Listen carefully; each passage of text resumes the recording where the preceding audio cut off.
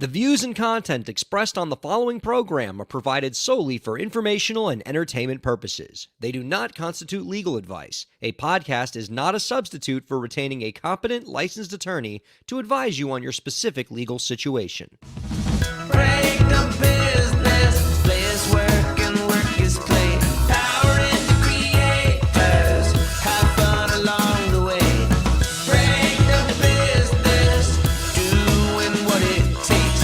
Celebrate success and learn from the mistakes. How's it going, everybody? Welcome to the show. It is time for Break the Business, where we empower indie creators and have some fun along the way. I'm Ryan Kairalla, and it's a pleasure to have you here this week, and it's a pleasure to be back for our first show of 2022. The holidays are wonderful. They've been magical, and now we are done with them, and we're back to empowering indie creators all over again. For those of you who are new to the program, maybe you've just encountered us for the very first time here in 2022, I'll tell you a little bit about what we do around here. I'm Ryan Kairalla, entertainment lawyer, husband, Virgo, and a big fan of empowering creators like you. I've dedicated my career to it, and we've been doing this podcast for 5 years now, plus over 300 episodes, all about giving you information to move your career forward, whether you're a musician, whether you make videos, whether you're a podcaster, whatever kind of creator you are, we're here to give you the information you need to succeed. And we've been doing it for a long time, and for the last 6, 7, 8 months or so, we've been doing it on live stream now. We do this on Twitch. We also are a podcast. We're a SiriusXM radio show. You can find us everywhere because we want to get the information out there.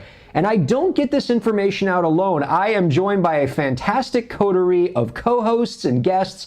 Let me bring out our co-host this week. Happy to be joined by one of my favorite people in the industry, Zach Sloan. How's it going, Zach? What's up, my man? How you doing?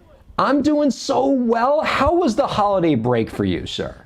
Holidays are great. I mean, I got my daughter. I think I talked about that last time I was on. We got a baby now, so her first Christmas was a blast, and it was good. What did you do awesome for your holidays, Ryan? Well, we're living in crazy apocalypse time, so most of it I was just like hiding under my blanket and shivering.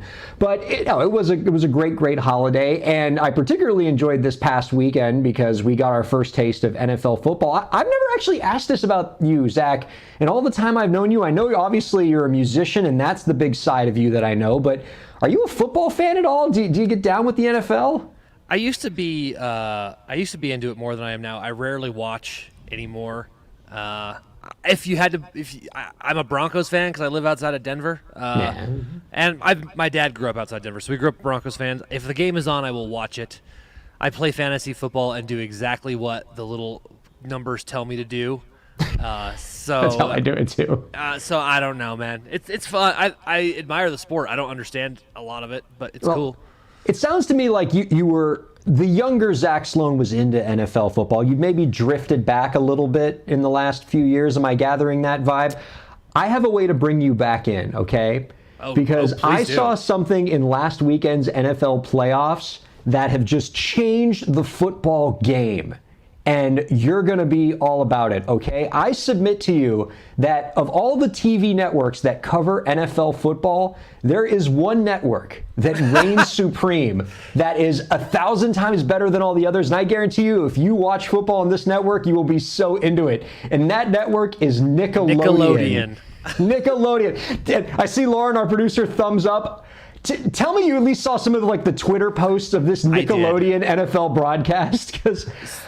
Oh. I did. It looks amazing and ridiculous, and it might be the way I could get in on it. I'll tell you one thing Nickelodeon's got to do.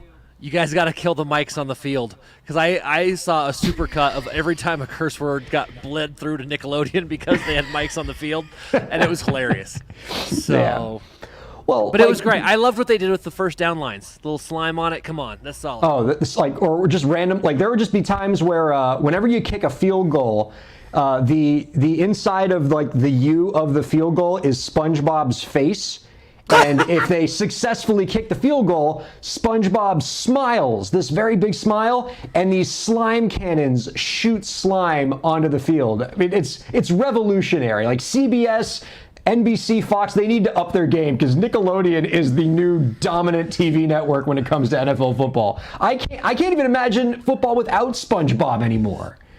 You know what? Anyway. I say power to them, and I Nickelodeon, I urge you, let's up the game. I want to see what other crazy stuff you can have. I want you to bring in, somehow weave in Double Dare to your NFL coverage. That's what I want. Ooh, I mean, absolutely. I mean, Mark Summers needs to be involved in some way, shape, or form with NFL coverage going forward. I'm 100% with you on that.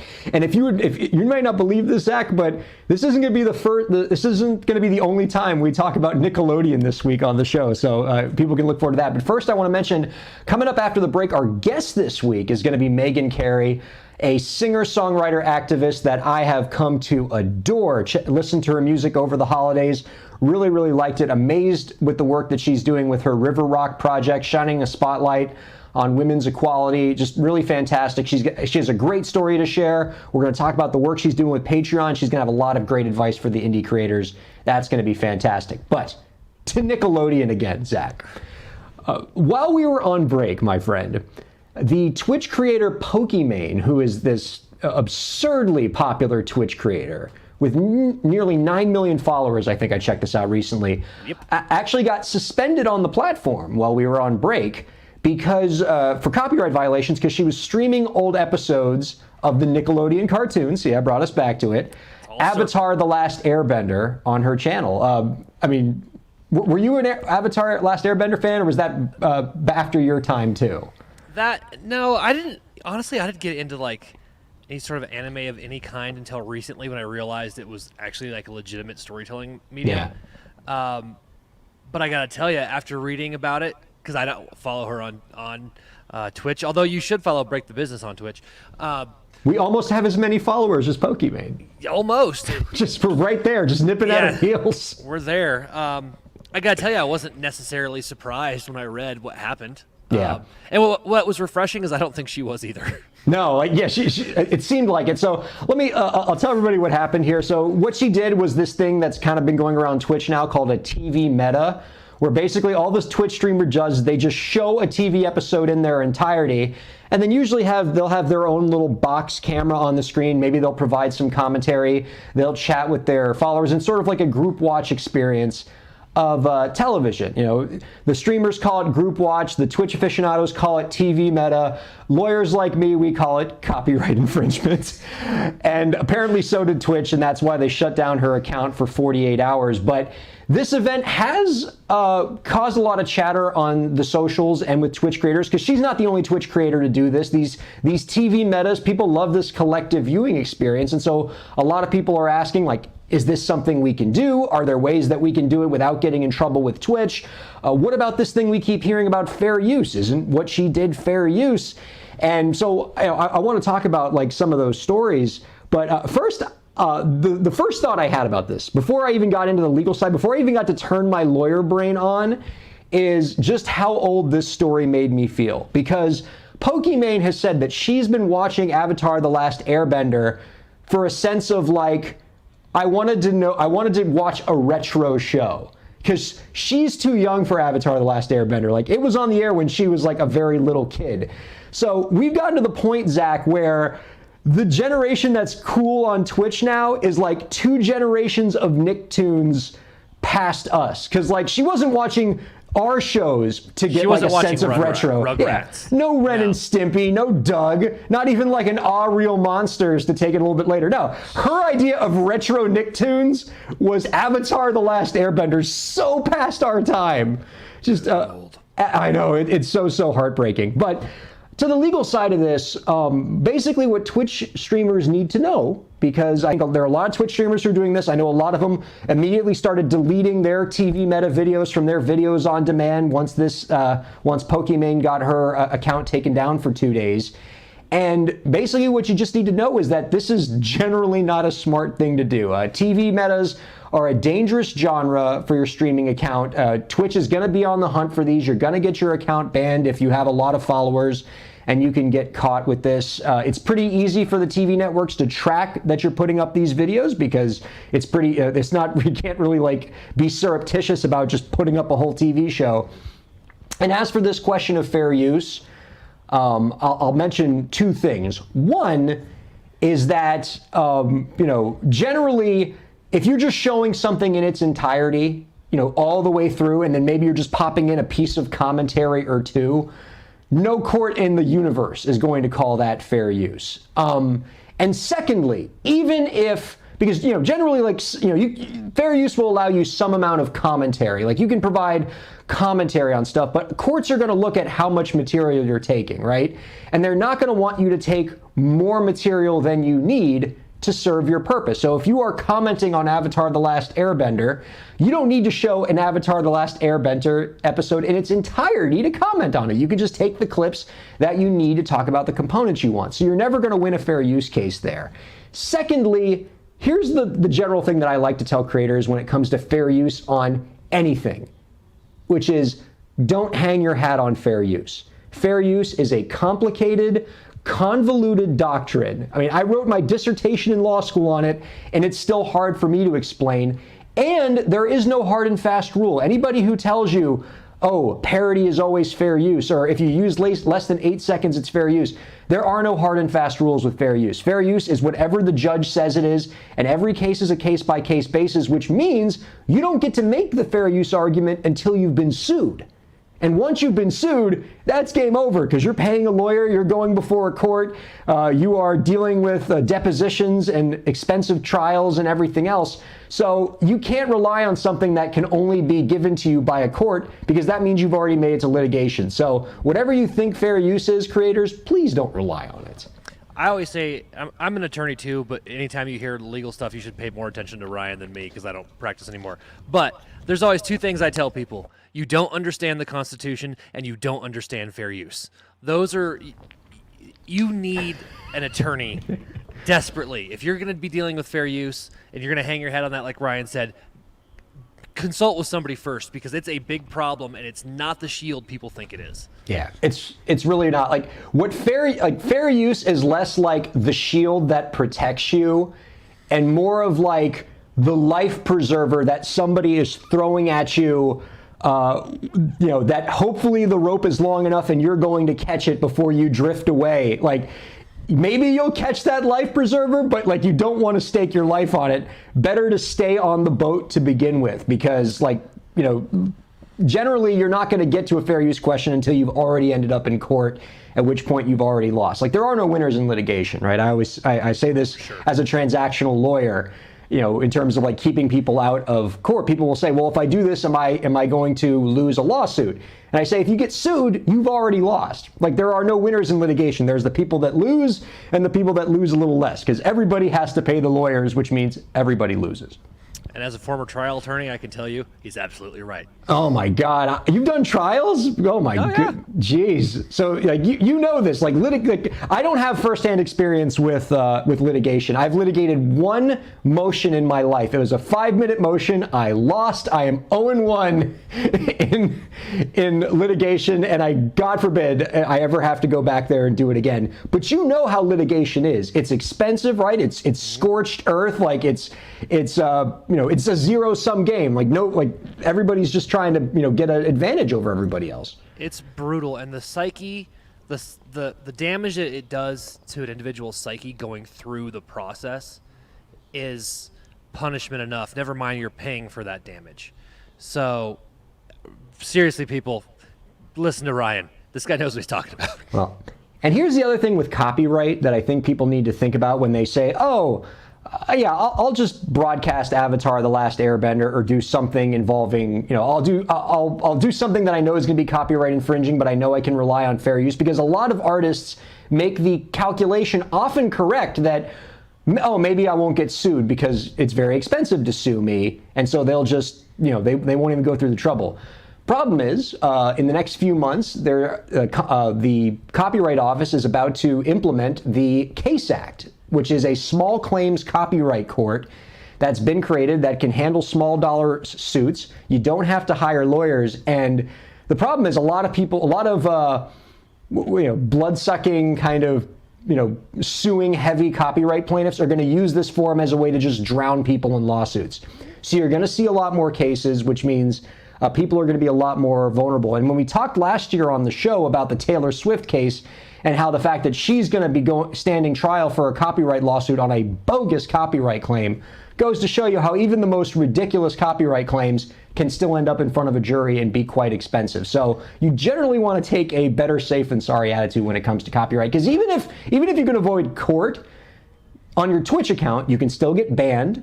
If you have multiple strikes, you can lose your channel. Imagine if you're one of these like Pokimane type creators with millions of followers, where your whole career is on Twitch, your whole income is on Twitch, and you make a mistake, and that channel, that followers, that income is gone overnight. Yeah. I mean, and Ryan, the way you're describing this makes me think that it's time to announce I'm opening up my own blood-sucking law firm, and I'm going to go start. No, is that not on brand here? No, but what you really reminded me of is the people who back in the day, and Pokimane doesn't know what I'm talking about when I talk about Vine, but a lot of the artists who hung their hat on Vine and then when it went away were just done. Like they had no backup plan. So if you're a Twitch streamer, get an email list going. You need to have that. Yeah. You need real estate in the world that is yours. You need real estate on the internet that's yours. Website, email list. When guys like you and me, Zach, when we talk to the young artists about email lists, like we must just look like their crazy grandfathers. But it's so important. I mean, mailing lists have always been important, because even in our day, like you've probably been playing music long enough, Zach, that you probably had the snail mail list at one point, right? You would pass around the sheet of paper and people would write their mailing addresses on it, and you'd send them newsletters. Oh yeah. I remember sending out physical press kits to venues. Wow. Like putting a box in the mail. Like it's ridiculous. It's ridiculous. Megan Carey, our guest coming up in the next segment, was laughing hysterically at the notion of the physical press kit. See, we all have our war stories. The demo tape. Sending cassettes out. Oh my goodness. Oh, it's brutal.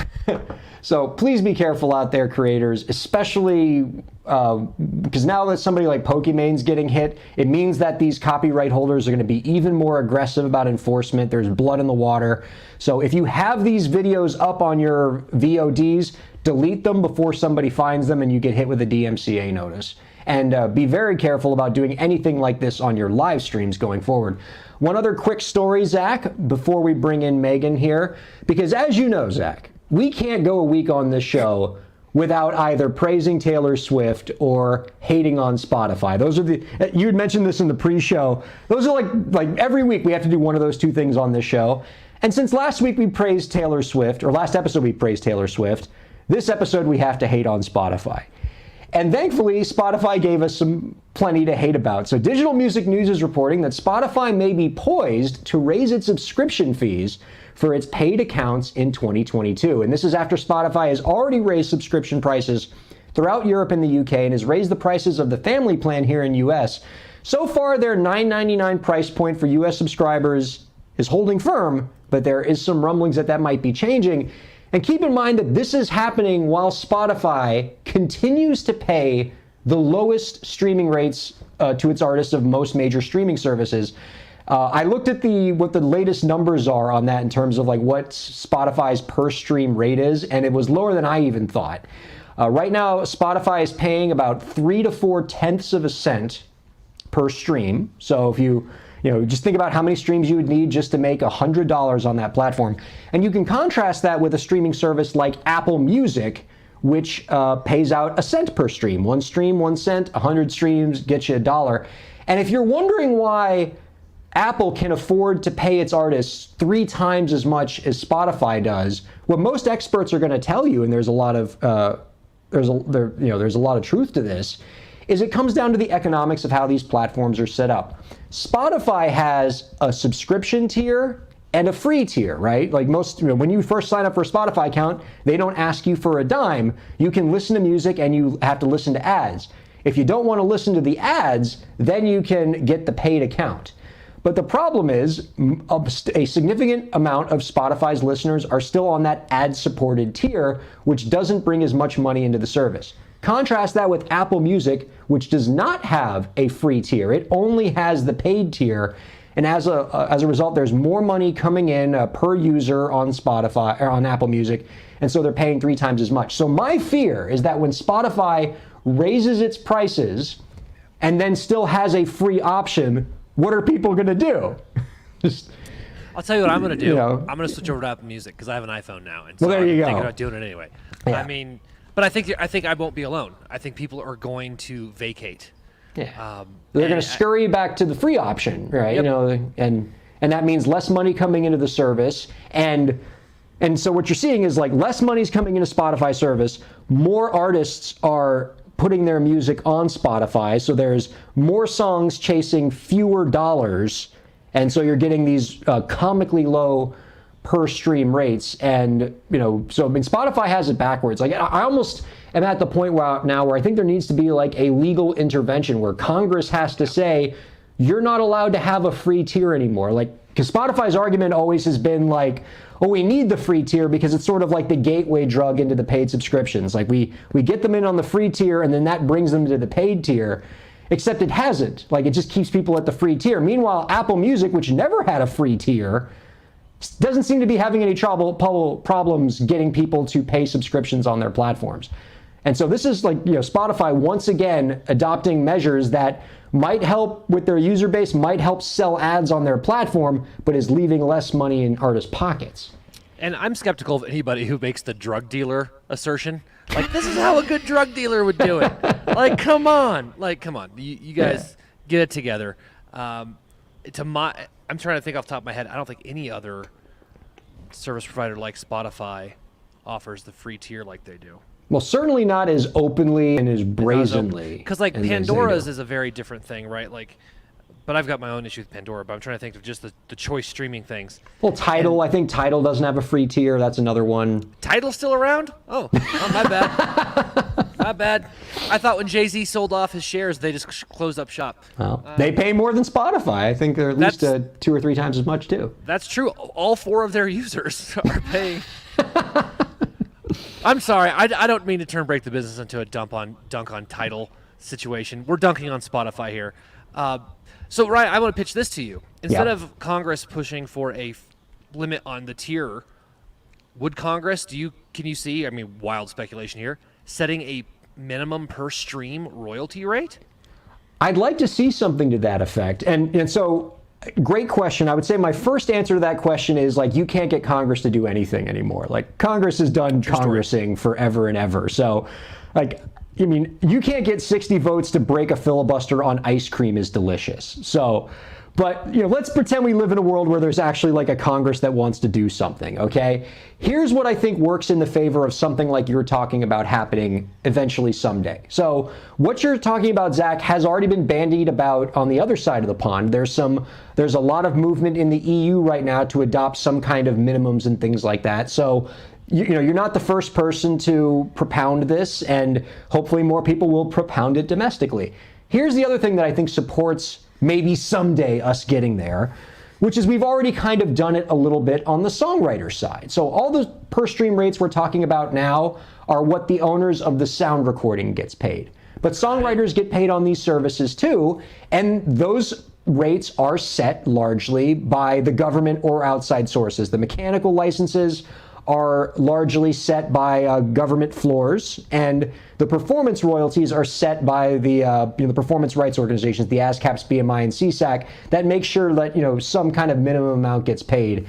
And that sort of semi-legislative structure has kind of held sway. And so a lot of people could say, well, if we're willing to adopt some kind of floor and some kind of collective action on the songwriting side to boost the numbers up, why couldn't we see that on the sound recording side as well? And I think the first example that I've seen legislatively of something that might kind of work in that regard is what Congressman Ted Deutsch has been proposing. And we're going to have him on later in 2022. I think we're having him on in 2 weeks.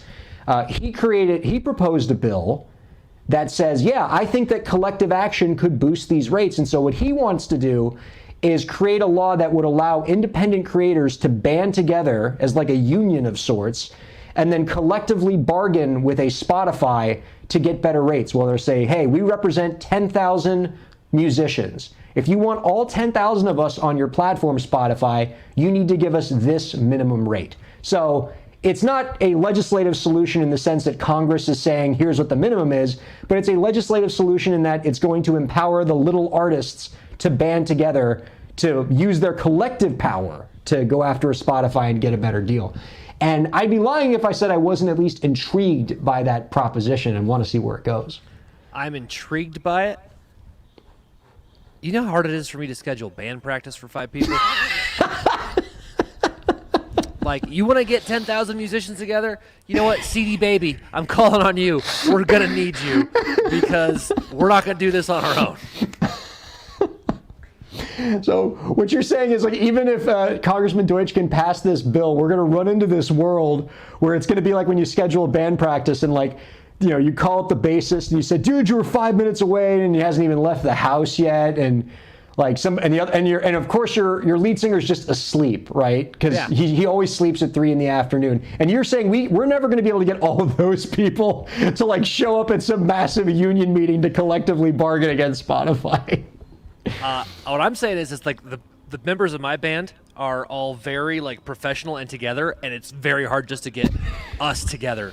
I can't imagine. Okay, CD Baby, I'm looking at you. Ari Herstand, you need to do something. Get some people together. You're the man for this. Ari is the one. He is going to be the leader that brings us all together. He was the one that, like, pretty much single-handedly got AB 5 amended in California to help musicians. If anybody can lead this movement, I think he is our savior that will get us through the desert. I can't say enough nice things about Ari Herstand. Great guy. All right, we're going to take a quick break and talk to another great musician, Megan Carey, coming up next here on Break the Business. Ryan Kairalla here. I hope you're enjoying the show, and I hope that you're getting a lot out of it. I do what I do because I care about creators like you. A lot. I've dedicated my career to helping creative professionals, entrepreneurs, and organizations move forward. I do it by hosting this program, and I'm also proud to do it in my legal practice. If you're a creative professional looking for solutions-oriented legal services to help you further your goals, I'd love to help. My firm RKPA does contracts, commercial law, copyright, trademark, and more. Visit rkpalaw.com to learn more. That's rkpalaw.com. Ryan A. Kairalla, PA, Miami, Florida.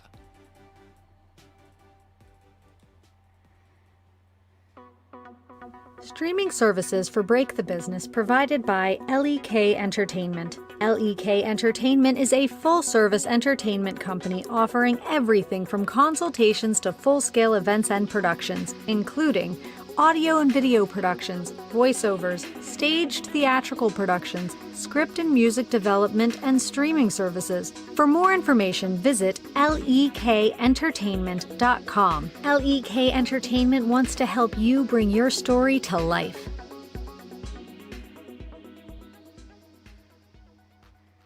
Thanks for supporting Break the Business. If you have a question or topic that you want us to discuss, email us at breakthebusiness@gmail.com. You can follow the host, that's me, on Twitter at Ryan Kair, and you can follow the show at the BTB Podcast. Be sure to subscribe to the show on Twitch, YouTube, and Facebook, and on all major podcast platforms. And now, let's get back to the show. Welcome back to Break the Business, everybody, on SiriusXM, Satellite Radio 145, on all major podcast platforms, and right here on Twitch, YouTube Live, Facebook Live. If you're checking us out on the live stream, we very much appreciate it. Happy to be back for our first show of 2022 with my main man, Zach Sloan. Let's go ahead and bring out our guest this week. She is a singer-songwriter and activist who Inside World Music once called a beacon of light in the world of female folk music. Our guest will be launching her Patreon platform and also founded the River Rock Project that shines a spotlight on those fighting for women's equality. You can find out more about our guest's work by visiting www.megancarey.com. We are thrilled to welcome Megan Carey on to Break the Business. Hello, Megan. Hello. Oh, good to see you. I am so happy to put a face to the awesome music that I have been enjoying over the holiday. Oh, I'm so glad you got to listen to some stuff. That's wonderful. It was absolutely tremendous. I want to hear more about just your approach to art, because as I was listening to your music over the break, Megan, I was like, I gotta learn more about her process and just sort of her views on things. And like I was looking over your web materials, and I was reading something that you once wrote in the past about the importance of using art to share stories. And I just want to read this quote because it blew my mind. You said, "When we share our story, we not only bring it out into the light and dispel the shadows that exist for ourselves, but we inspire others to do the same with their own." I mean, first of all, snap, snap, snap, snap. Like super, super profound. I dig it. But I'd love for you to tell us more about that. How do you do that with your music? Well, I mean, honestly, I'm a storyteller first and foremost. I picked up a guitar because I don't know if you've read about this, but I lost somebody in my life. My fiance passed away. This was many years ago, and I picked up his guitar and I started writing my grief into song. And it was basically sharing the story that was just bubbling to the top. And I found that for me it was very healing, but I also found that as I went out and started sharing my story and my songs with people would come up to me after a show and say, this, they would just spout what was happening with them, that somehow this resonated with them, my story. And it might have been they went through a bad breakup or something that that resonated in their lives, and then they shared their story, and I could just see it, the weight lift off of them, And I thought, oh yeah, that's what happened to me when I told this story. That weight just lifted off. And so I think right now in the world, it's so important that we have so much weighing down on us right now. We all need to do that, but there's also the importance of listening to other people's stories and sharing our own, because it promotes compassion and empathy. And that's something that we could really use right now in the world. It's the thing I sort of love the most about the way you approach your music is you started your career, from what I'm inferring here, you started in music as a way to heal yourself, and then quickly expanded your operation to use music as a way to heal others. First, as you were saying, it was the people immediately around you in your near vicinity who would come up to you after a show and talk about how your music helped them process some sort of grief or feelings that they were having. And then we smash cut to where we are today, where you are using your music to effect good on a grand scale with this the River Rock project, which just really I was so impressed by, and just loved the River Rock song that's sort of attached to the project. Can you tell us a little bit about this project and how you're using music to promote a really important cause? Absolutely. The thing about music is that people rally around it, and it draws attention, and it makes us all when we sing together, there's this thing that happens. Our voices, they resonate, and when things resonate, the vibrations increase, and it actually changes like the energy in a room or in a field or wherever you are. And so music is so powerful. So when 2 years ago, it was the 100th anniversary of the ratification of the 19th Amendment that gave women the right to vote. And my mom was a huge advocate for women's rights. She spent her life trying to get the ERA passed, and that's the Equal Rights Amendment, which never happened. But she was the president of the League of Women Voters. She was all those things. So I think that she was a little bit of an inspiration when this celebration, this year of celebration came around. I was like, I have to put my music behind it, because that's what it needs. And I don't know if there's a story that I heard that I had never heard before that was such an inspiration for the River Rock Project. These suffragists here in Pennsylvania were trying to get attention, around the 19th Amendment, because they had to get men to vote for a woman's right to vote. So they had to to get dilute men. their own political power. Yeah. Right. So like, and men were like, well, why do we care? We already get a say, you know. So they needed to get the attention of these men. So they actually, you know, for the 1920s, they were dressing quite scantily. But anyway, that's not what I was going to tell you about. I was going to tell you about this. They decided to create a replica of the Liberty Bell. You know, the Liberty Bell with the crack here in Philadelphia.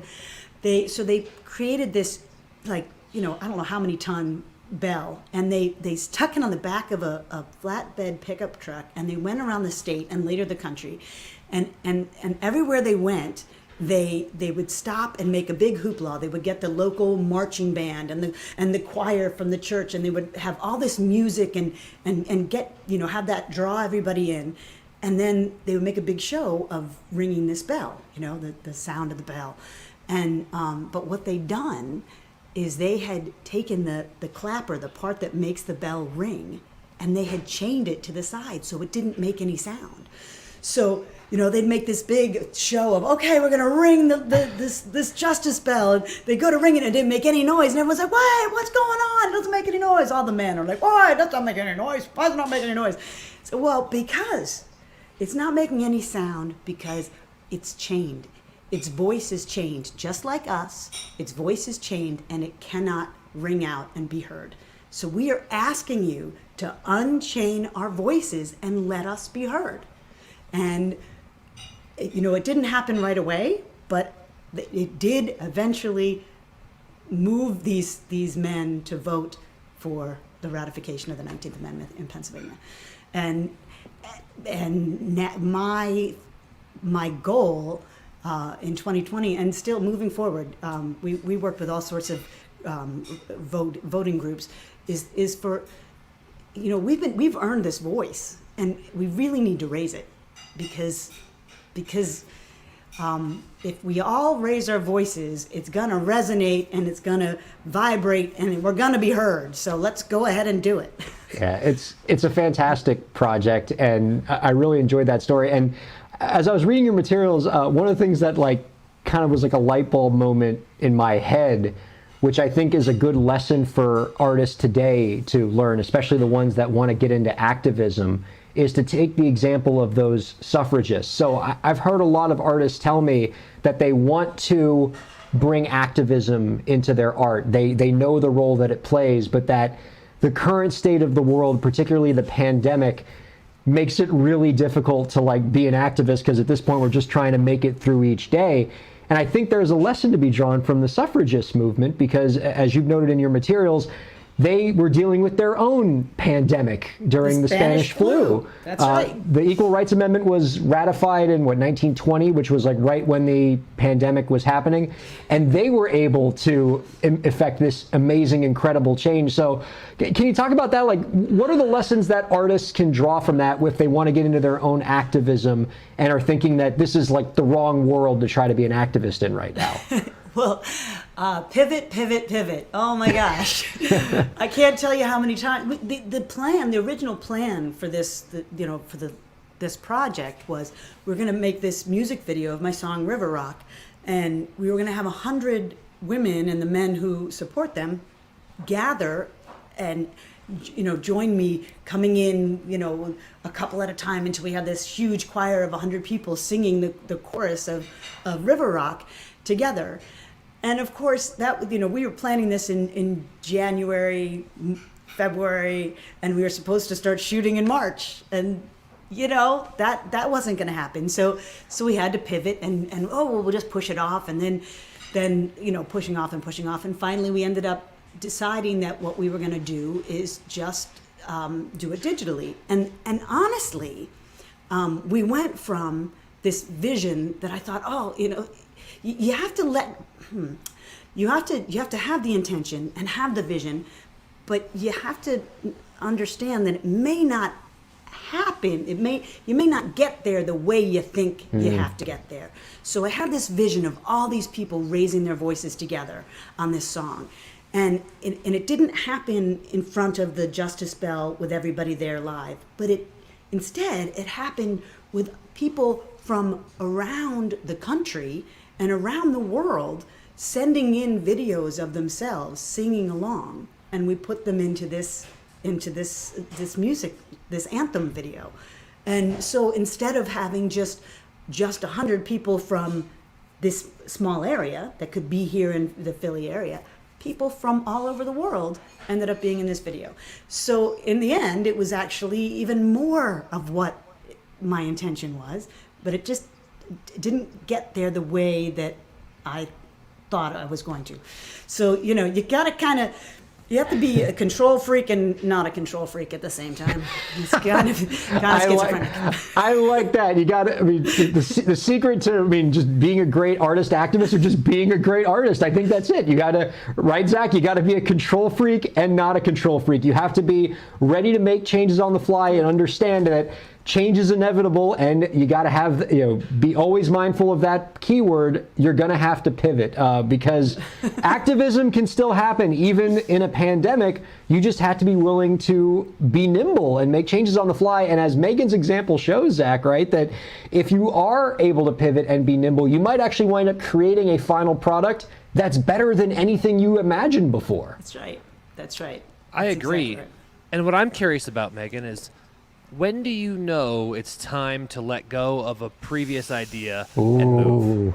Wow, you know, you might be asking the wrong person, because I'll tell you what, I was holding on to the very bitter end. It's like, oh, you know, I think the truth is that you have to. There's a lot of trust. You have to surround yourself, first of all, with people that you trust. So when they tell you, hey, Megan, or artist, or whoever you are, it's time to let that go. It's not going to happen that way. That you can trust them, and you can, you know. So I think the way you know is in your gut. You just and you have to replace it with you have to remind yourself it's still going to happen. It's just not going to. I'm just not in charge of exactly how it's going to happen. You know, it's still going to happen. Because I had this, if I can imagine something, and this is something I've been thinking about a lot lately, if I can imagine something, then it can happen, because I can imagine it. If it exists, the idea exists, it can happen. I just, the getting to it is not entirely up to me, as much as I'd like it to be. It's almost as if fate plays a role. Like the final product is there, and you just have to kind of let the current carry it to where it needs to be, and understand that, you know, as one of my old professors used to say, if you want to make God laugh, make plans. That's right. I do want to give the listeners a chance to hear the River Rock Anthem, which you have so charitably volunteered to play for us on the show. But before we do, I would be remiss if I didn't give you a chance to talk about a really cool launch event you have coming up next month on February 7th. You are launching your Patreon page. I'm a big fan of Patreon. Zach loves Patreon. We've been singing the praises of this really cool artist empowering platform since the beginning of Break the Business. So I'd love to hear about what you're doing with it, because anything that encourages our listeners and viewers to learn more about Patreon, I'm all for that. Oh, that's great. That's great. It's an incredible platform, because it, you know, for artists, it's great because it's, you know, provides us hopefully with a regular income and something that we can kind of count on, especially in this crazy time when there's not much to count on. But for me in particular, right now, I miss playing live. I really love connecting with people on the stage, and from the stage to the audience and backstage, and just connecting with people is why I started making music. I didn't start writing songs to play them, you know, to myself, and I'm not that kind of music. I write songs because I really have a story I want to share, and I want to watch you. I want to be there with you, but so I haven't been able to do that, and so this Patreon platform is allowing me for my Patreon. I'm doing a lot of stuff that involves. I mean, there's the access to sort of my backstage process and songs and process and my writing process and when I do go on tour, like little backstage tours and things like that. There's that, but I'm also offering live streams of what I'm calling the sounding board sessions, because I also happen to be the kind of writer who will come to I used to go to the Bitter End a lot when I first was a baby artist. That's where I used to play, the Bitter End In the New York Village? City. Yeah, in the Village yeah. on Bleecker Street. Oh, very And, cool. Yeah, I'm an NYU man, so I love the Bitter End. Oh, okay, yeah. So that's yeah, right. So it was where my career was born, and I used to show Cool. up there. I would show up with a song that was like just half almost there, but didn't have the last verse, or didn't know how it was going to end, or maybe it needed a bridge, and I would literally finish it in front of the audience because that's how much I need the audience. So one of my perks of my Patreon, if you become a member at, I think, tier 2, is these live stream sessions called sounding board sessions, where I'll be bringing these songs that need that feedback to be finished, and I'll be finishing them in front of my VIP fans. And then I'm also creating a community for sort of a safe space to share stories, where we'll all be sharing stories with each other, because like I said, I think that the compassion and empathy that is inspired by sharing stories is so important right now. So creating a space where we can do that, with the goal being that we'll come out with a song that either I write or we write, or maybe someone else goes off and says, I am going to go and write a song about that, and I'll bring it back next time. So those are some of the things that I'm offering for this Patreon. And we're launching on February 7th. I think I sent you a link. Maybe you can post it with, this. It's one of those too hard to say what the link is to sign up. It's got a lot of letters and numbers in it. It's got a lot of letters and numbers. But you can go to megancarey.com and it'll be up there. And you can sign up for the launch event, which is going to be songs and stories and a little songwriting on the fly, because that's always fun, to take a little spin around the dance floor with the muse. Well, I am so stoked for this. I'm such a proponent of the potential that Patreon has, and particularly what it can do in terms of turning fans into super fans and creating a really great experience and mechanism for fans to get closer to the artists they love, to get that higher tier of support where they can support the artists they love. And I love the idea of you interacting with your fans and having them help you kind of write songs. Mary Amber does something like that. She's you remember Zach, like she's been on the podcast before. And is a big supporter of the show, and it's one of her most popular segments, where her super fans get to come in. The ones that subscribe on her Twitch account are kind of like the higher tier supporters, and they all get together and they get to watch her write a song, maybe throw some ideas at her, and they really get to feel part of the process. So I think what you're doing is definitely a winning formula, and I want to give people a reason to check out that Patreon, and I think what's going to get them convinced is to hear your song. Would you be willing to play the River Rock Anthem for us? Sure, I will. All right, Zach and I, we're going to get our boxes out of your way on the screen here so that the audience can just check you out. This is Megan Carey here on Break the Business. Well, this is, thanks so much for having me do this, Ryan. This is, I'd like to take my glasses off first. I can't sing with my glasses on. I don't know what that is, but anyway, I'd like to sing this song for all of the women who have been brave and bold enough to speak their truth, especially right now, especially when society doesn't want to hear it. Keep speaking up. This is called River Rock. And you can sing along if you want to.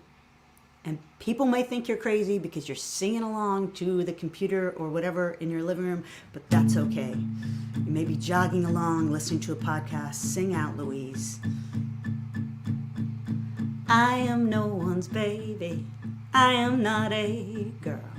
I have spent some decades rattling around this world. I am not the next new thing. No, I've been here too long. I have spent my life turning stories into song. I am not silver, I am not gold, no precious metal for you to mold.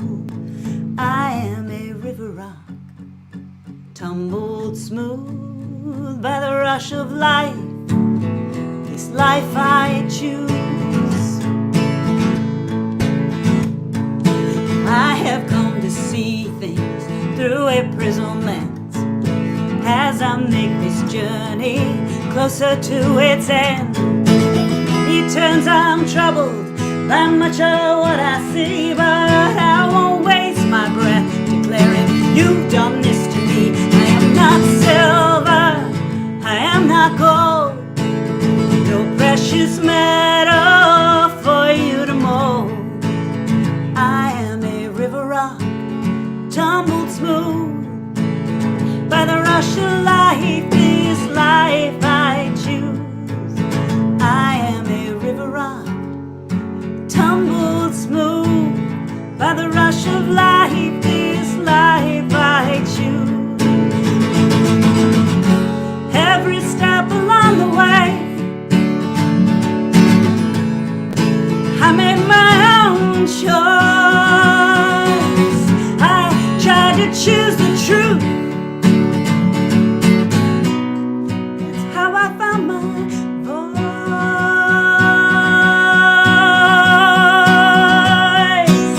I am not silver, I am not gold, no precious metal for you to mold. I am a river rock, tumbled smooth by the rush of life, this life I choose. I am a river rock, I am a river rock, tumbled smooth by the rush of life, by the rush of life, this life I choose. I am not silver, I am not silver, I am not gold, no precious metal, no precious metal for you to mold. I am a river rock, I am a river rock, tumbled smooth by the rush of life, by the rush of life, this life I choose. Sing it with me. I am a river rock, tumbled smooth by the rush of life, this life I choose.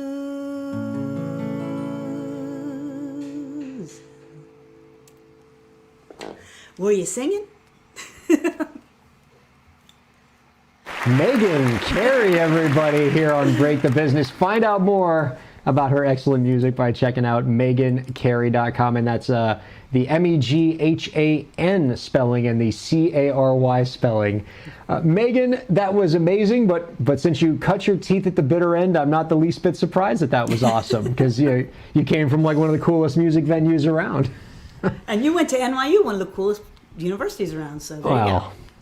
You know, so we can, you played at Lady Gaga's venue, and I went to her school, so. But yeah, there you go. But you're still much, much cooler. We're endlessly impressed by not just your music, but your activism, your spirit as a creator, the things that get you into music. There's a lot that indie creators can love about you and learn from you, and so we're happy to have you on the program. Before we let you go, Megan, one last question that we love to ask the guests around here. Do you have any last tips for the indie creators out there to help them move their careers forward? Yeah, I do.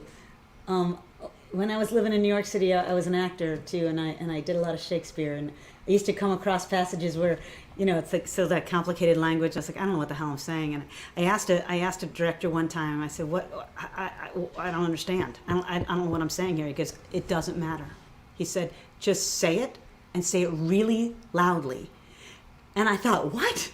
But I did it. And here's the thing. Trusting, Shakespeare knew what he was saying. So the words know what they're meant to mean. I don't have to know. So I don't have to get in the way of his words or his story or the muse. So step aside. Don't get in the way of the muse. And if you don't know the words, sing louder. That's excellent and quite profound, Megan.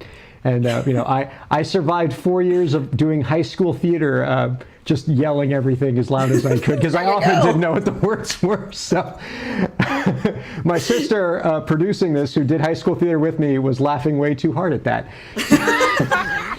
Lauren, come on, That's what it is. Megan, this has been such a treat. had I known more about this acting side of you, we would have devoted more questions to it. But it just means we have to have you back on the show again and ask you a bunch of those questions. I would love to come back. I want to talk anime with you too, because I used to do Japanime, Record of Lodoss War. I was like 6 different characters in that. What? Yeah. Come on! I dubbed it, yeah. Don't save the gold till the end, I'm Megan. sorry. I'm sorry. God. Well, you know, we'll talk about that. We will. You know, I'd we're love just to come gonna back. we're gonna bump Congressman Deutsch and have you come back and talk about anime with us. I'm sure his press secretary won't mind. Oh no. Megan, thank you so much for being on the show. We really appreciated it. Thank you for having me. Thanks. This was very, very fun. I can't believe that. Dude. Talking about leaving the good stuff right at the end, like I would have never guessed. I was 6 characters. What? All right, All so right. let's make a note. We got to have her on back again to talk about acting in New York, and then just do a whole show with her in anime. We won't even have like an opening segment. We're just going to do 60 minutes of her, and we're talking anime. It's going to be fantastic. She can educate all of us. Oh my God. So I mean, I think the thing that I dug the most about that interview, Zach, and it's something I want to get your perspective on about this as a working musician, is the role that pivoting plays as an independent creator, and how, you know, especially the best creators, like in my Break the Business book talks all about this. You got to make plans, you got to set goals, you got to know what you're going to do 1 year from now, 5 years from now, 10 years from now. But like the caveat to that is be prepared to crumble that up and throw it all out, because circumstances are going to change. And I thought you asked the question of the night, my friend, which is, how do you know when it's time to make that pivot? How do you know when you have to abandon your plans or change your plans up? I mean, did anything that she said there kind of resonate with you? Maybe speak to some of your experience?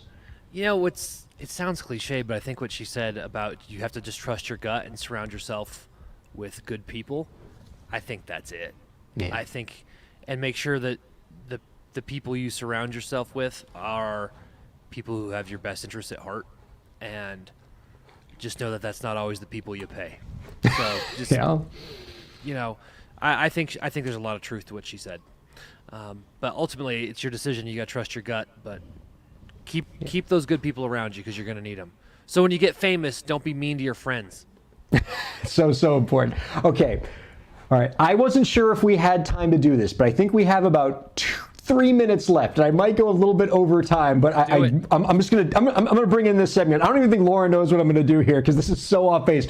But one of the times we had you on, Zach, I played a old YouTube video from the 80s of Orson Welles that like was so hilarious, and just hearing your comment, oh, the French. And so it's made me addicted to want to just keep bringing you funny videos from the 80s that I saw. So I don't know if you know this about me, Zach, but one of my favorite genres of music, even more favorite than like pop music, which I love, or singer-songwriter, or folk music like the kind Megyn Carey plays, my all-time favorite genre of music are 1980s football team songs, where the football team does the song. Like 85 Bears Super Bowl Shuffle, I think, is a damn masterpiece. It's the only one I know. The San Diego Superchargers theme, equally good. But I have one that's been a little forgotten to history that I think might be every bit as good. You might even like it more than the Super Bowl Shuffle. And I'm going to do this all on the fly right here. We haven't volume tested anything, so this could be a complete disaster. But I want to reveal to you and the audience the 85 Los Angeles Rams song Ram It. What? Okay? So just everything about this screams 80s, and I just want to play like a little bit of it for you and for everybody, so we can all hear the song and just laugh at how amazing this song is together.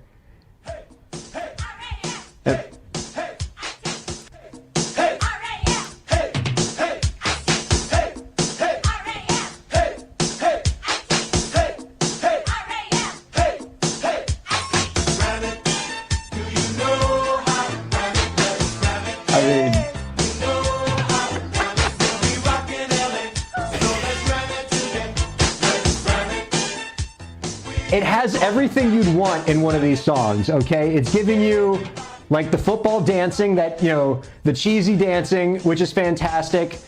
And what else, like the most underrated thing about this song and this video is what football players look like in the 80s. Because, before weight training came in and probably some steroids came in, I love that football players in the 80s basically just look like our dad. Look at him at number 21 there. That guy's probably 130 pounds. And he's probably their defensive lineman. Oh my God. And every single one of them raps. And what if I told you this song, Zach, is 5.5 minutes long?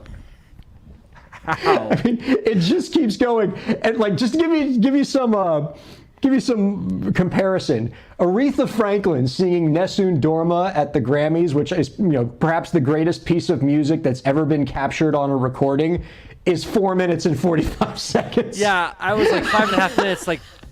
That's approaching Paradise City in length. It's so long because every player on the team gets a verse, Zach.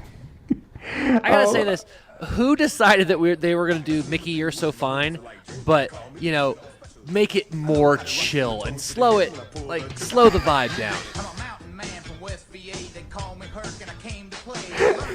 Mountain Man from West VA. Oh my God! Came to play. It's the whole. I'm telling you, the song is a masterpiece, and I've listened because again, I'm obsessed with this genre of music. I've listened to this song so many times. I now like it unironically. It is more it's the worst song to get caught humming to yourself because people are "Are you humming the Rams Spirit theme from 1985?" I'm like, "Yeah, yes," because I know how to ram it. Oh my God. Oh, so anyway. That's how we get to our 1 hour mark here on the Break the Business podcast. Not at all ashamed of it. I had to share this wonderful song with you. Our thanks to Megan Carey for joining us this week. Thanks always to Lauren for producing us. And my thanks to you, Zach Sloan, for just hanging out. So excited that I'm going to be hosting this show with you a lot in 2022. It's going to be fabulous. Yeah. Ram it, baby. And thank you all for checking out Break the Business. We'll see you next week.